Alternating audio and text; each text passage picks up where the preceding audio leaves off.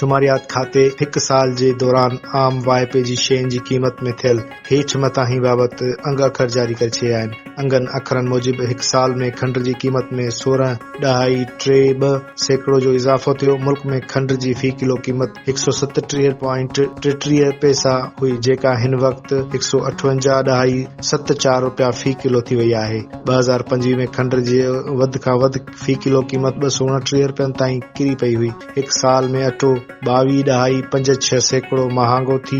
हिक साल अॻु अटे जी 20 किलो थैले जी क़ीमत 1794 रुपया 93 पैसा हुई, जेका हिन वक़्ति 2199 रुपया 85 पैसा थी वई आहे।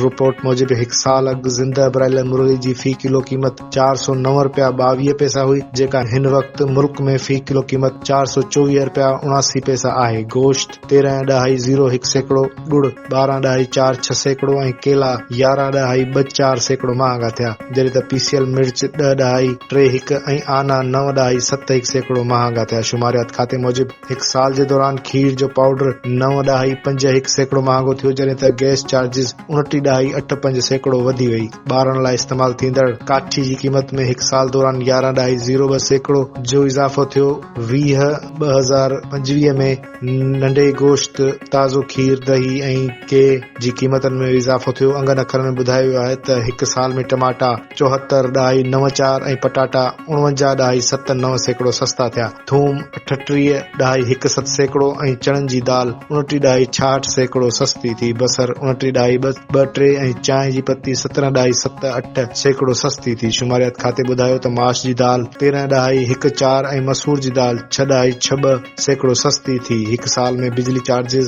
6.8% जी घटिताई कई वई हुई।